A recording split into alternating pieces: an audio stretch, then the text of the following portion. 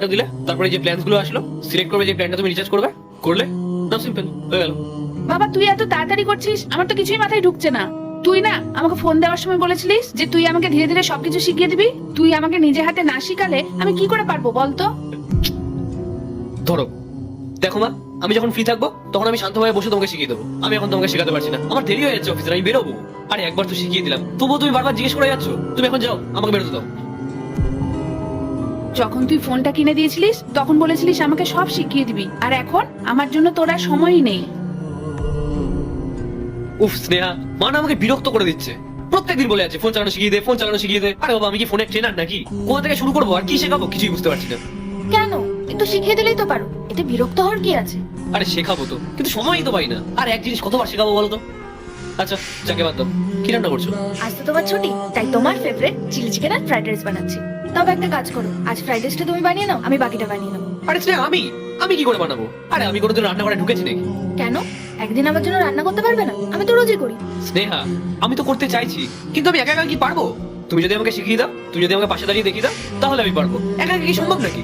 রাহুল, ঠিক এই কারণেই মা যখন ফোন চালানো শেখাতে বলে তুমি শেখাতে পারো না। মা কেন শিখতে পারে না বলো তো? কারণ তুমি মায়ের পাশে দাঁড়াও না তাই। রাহুল, এখানে ব্যাপারটা শিখতে পারা আর না পারার না, এখানে আসল কথা হচ্ছে তুমি কতটা মাকে সময় দিচ্ছ। আচ্ছা তুমি আমাকে একটা কথা বলো তো, তুমি কখনো মায়ের পাশে বসে গল্প করার কথা ভেবে দেখেছো? না, ভাবো না, কারণ তুমি সবসময় অফিস নিয়ে ব্যস্ত আর আমি বাড়ির কাছে। আমি তো সময়ের অভাবে। শোনো রাহুল, মা শুধু চায় যে তুমি এই ফোন চালানো অজুহাতে ওনার সাথে একটু সময় কাটাও। মা তোমাকে কাছে পাওয়ার জন্য এই ফোনটাকে অজুহাত বানিয়েছে। আর রাহুল, সত্যি কথা বলতে কি জানো, তুমি ভালো স্বামী হতে পেরেছো, কিন্তু একজন ভালো ছেলে হতে পারোনি। নিজের মায়ের একাকিত্ব নিয়ে তোমার একটুও চিন্তা নেই। তোমার উচিত তোমার মায়ের পাশে গিয়ে একটু বসার, ওনাকে একটু সময় দেওয়ার। শ্রেয়া, তুমি একদম ঠিক বলেছো। আমি ফোনের ব্যাপারে মাকে বোঝাতে গিয়ে আমি ওনার মনের কথাটাই বুঝতে পারি। আচ্ছা ঠিক আছে, তুমি রান্না করো, আমি চাই কি মায়ের সাথে একটু গল্প করে আসি। আর আজকে ফোন চালানো শেখাবো না, মায়ের সাথে গল্প করবো।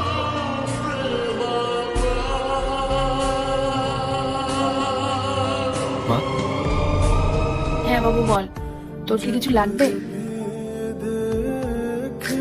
অনেক দেরি হয়ে গেছে, কিন্তু আজ আমি তোমাকে ফোন চালানো শেখাবো। আজকে আমি পুরো ফাঁকা। সত্যি বলছিস বাবু? তুই আমাকে সময় দিবি? তুই আমাকে ফোন চালানো শেখাবি? হ্যাঁ মা, সত্যি। এ দেখো।